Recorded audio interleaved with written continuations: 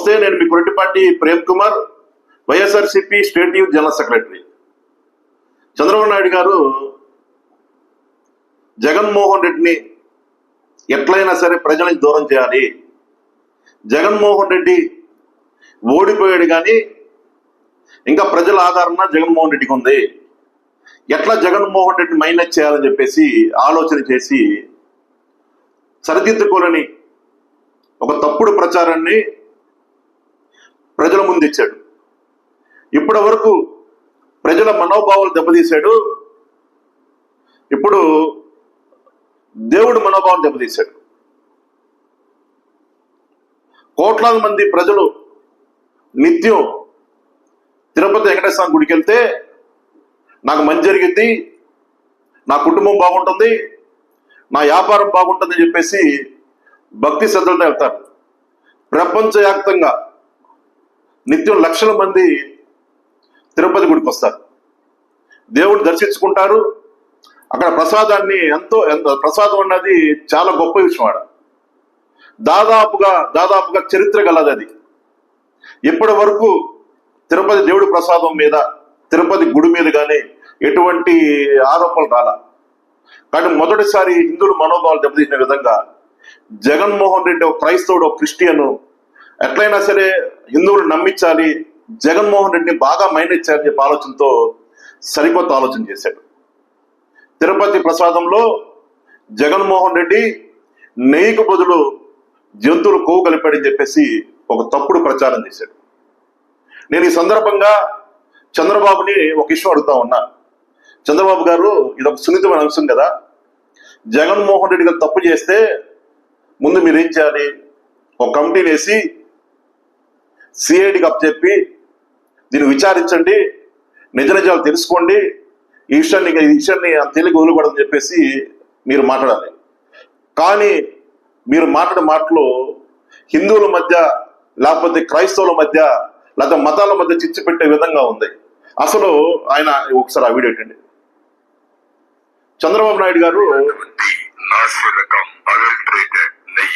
ఈ టెండర్స్ పిలిచారు, 10 లక్షల కౌగి కోసం పిలిచారు, 10 లక్షల కేజీలు. అతను 12 జూన్ 2024 నుంచి సప్లై చేయడం మొదలు పెట్టాడు. అతను 12 జూన్ 2024 నుంచి సప్లై చేశారంట. అప్పుడు సీఎం ఎవరండి?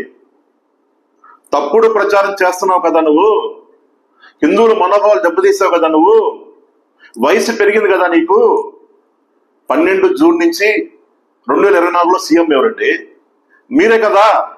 మీరు సీఎం అయినాక మొదటిసారి గుడికి వెళ్ళి ఆడ ప్రసాదం బాగుందా, అన్నదానం సరిగ్గా జరుగుతుందా అనే సంగతి చూసుకోవాల్సిన మీకుంది కదా.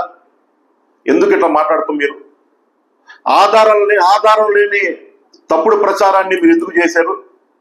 జగన్మోహన్ రెడ్డి గారు ఎప్పుడు తప్పుడు ప్రచారం చేశాడు మీ మీద? ఏదంటే రాజకీయం ఎదుగుతున్నాడు మిమ్మల్ని. ఇలాంటి పనులు చేయడం ఎంత దారుణం అండి. తర్వాత యువ గారు మాట్లాడుతూ ఉన్నారు. యువ గారిని నిజంగా తప్పు జరిగిందని అడుగుతున్నారు మీడియా వాళ్ళు.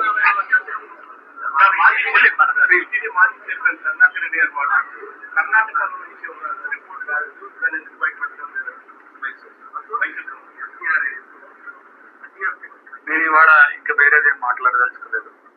మీడియాతో ఆయన మాట్లాడంట. చెప్పొచ్చు కదా, జగన్మోహన్ రెడ్డి సీఎం కూడా తప్పు చేసి చెప్పొచ్చు కదా యువ గారు, ఎందుకు చెప్పలేదు? సరే, జగన్మోహన్ రెడ్డి గారు 5 సంవత్సరాలుగా సీఎంగా చేశాడు కదా, ఏ రోజు మీరు గుడికి వెళ్ళలేదా? వెంకటేశ్వర స్వామి దర్శించుకోలేదా? ప్రసాదం మీరు తినలేదా? ప్రసాదం తిన్నప్పుడు మీకు డౌట్ రాలేదా?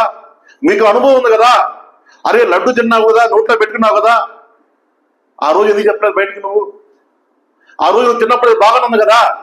జగన్మోహన్ రెడ్డి 5 సంవత్సరాలు సీఎం ఉండగా నువ్వు తిన్న లడ్డు బాగుంది కదా, ఆ ప్రసాదం బాగుంది కదా, ఇప్పుడు నీకు చట్టెలా అయింది? నువ్వు సమాధానం చెప్పాలి. అంటే నువ్వు సీఎం అయినాక ఇంకా జగన్మోహన్ రెడ్డి మీద నీ ఆలోచన విధానం మారక జగన్మోహన్ రెడ్డి ఇంకా తొక్కాలని చెప్పేసి సరికొత్త ఆలోచన చేసి దేవుణ్ణి నువ్వు అడ్డు పెట్టుకున్నది నీ పత్రం స్టార్ట్ అయింది. చంద్రబాబు గుర్తుపెట్టుకో. పవన్ కళ్యాణ్ గారు దీని మీద ఆయన మాట విధానం ఒకసారి చూడండి. ప్రతి హిందూ ఆత్మపరిశీలన చేసుకోవాలి, బయటికి రావాలి. తప్పు జరుగుతా ఉంటే కూర్చొని చేతులు మనకి ఇలాగే ఉంటాయి. మిమ్మల్ని ఎక్కడో చూసినట్టుందండి. ఇప్పుడు నిజంగా తిరుమలలో హిందూ ధర్మం రక్షించాలంటే దానికి ఏం చేయాలి? దానికి స్థానికంగా ఉండే ఎమ్మెల్యే కూర్చొని చేయకూడదు, లేదంటే అధికారులు ఉన్నారు టీడీడీ అధికారులు చేయకూడదు చెప్తే సరిపోదు కదా. మీరే ఎంకరేజ్ చేసి మీకే గొడవ కావాలి, ఎందుకంటే మనకు ఓట్లు చేర్చాలి. ఇది చేస్తున్నది హిందూ నాయకులు. ఇంతకాడికి వచ్చే నలుగురు దగ్గర ఒంటెల మీరున్నా కదా పవన్ కళ్యాణ్ డైలాగు, ఓట్లు చీల్చే ప్రయత్నం ఇది, హిందువుల్ని రెచ్చగొట్టే ప్రయత్నం ఇది. జగన్మోహన్ రెడ్డి గారు ఒక క్రిస్టియను, క్రైస్తవ మతాన్ని ఆచరిస్తాడు, అందుకే జగన్మోహన్ రెడ్డి మైనస్ చేయాలని చెప్పేసి ఆయన కుట్ర చేయడం అనేది మీరు ఆలోచించండి ప్రజలు. ఎంత దారుణం అండి ఇది. ఇప్పుడు బీజేపీ వాళ్ళు రెచ్చగొట్టాడే, బీజేపీ వాళ్ళు వచ్చి జగన్మోహన్ రెడ్డి గారి ఇంటి పైన, జగన్మోహన్ రెడ్డి గారి ఆఫీస్ పైన, వైసీపీ కేంద్ర కార్యాలయం మీద దాడి చేశారు. తెలుగుదేశం పార్టీ దేవాలయం, ఆ దేవాలయం మీద దాడి చేశారని చెప్పేసి మా వైసీపీ వాళ్ళని రిమాండ్ పంపించారు కదా, ఎఫ్ఐఆర్లు చేయించారు కదా, చాలా ఇబ్బంది చేశారు కదా. మరి మీరు చేసిన పని ఏంటి? ఈ బీజేపీ వాళ్ళు వైసీపీ కార్యాలయం మీద ముట్టడించారు, వీళ్ళు వెనక ఎవరున్నారో వాళ్ళు రిమాండ్ పంపించాలి, వాళ్ళ మీద ఎఫ్ఐఆర్ చేయించాలి. ఖచ్చితంగా మేము కూడా ఒప్పుకోం. మేము తప్పు చేస్తే మీరు తప్పు చేస్తే మేము చూస్తూ ఉండాలా?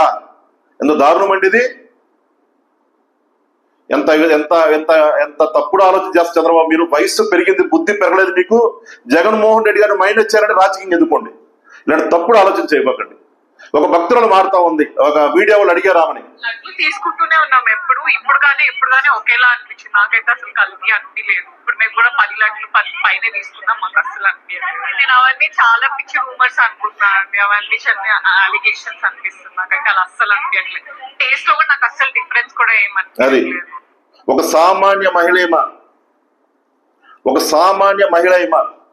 సామాన్య భక్తురాలేమా, ఆమె చెబుతా ఉంది, మేము ప్రసాదం తీసుకుంటున్నాము, మేము లడ్డూ తీసుకుంటున్నాం, కానీ ఇప్పటి వరకు ఆ క్వాలిటీలో దాంట్లో క్వాలిటీ తేడా లేదు, క్వాలిటీ చాలా బాగుంది. తప్పుడు ప్రచారం అని ఆమె చెబుతా ఉంది. చంద్రబాబు గారికి సమాధానం ఏం చెబుతావు నువ్వు? తప్పుడు మాటలు, పనికిమాలిన మాటలు మారుతా ఉన్నావు నువ్వు. జగన్మోహన్ రెడ్డి తొక్కాలనుకుంటే రాజకీయంగా తొక్కు నువ్వు, అంతేగాని దేవుణ్ణి అడ్డు పెట్టుకుని జగన్మోహన్ రెడ్డి మీదకి వస్తే మేము చూస్తూ విశ్రయిస్తా ఉన్నాం. పిచ్చి మాటలు పక్కన పెట్టి ఇంకా నువ్వు బుద్ధి లేదా నీకు? అరే బాబు, నువ్వు సీఎం అయినాక 300 మంది మహిళల మీద నగ్నంగా వీడియో తీసావు గుట్టవెల్లూరులో, దాన్ని ఏం చేసావు?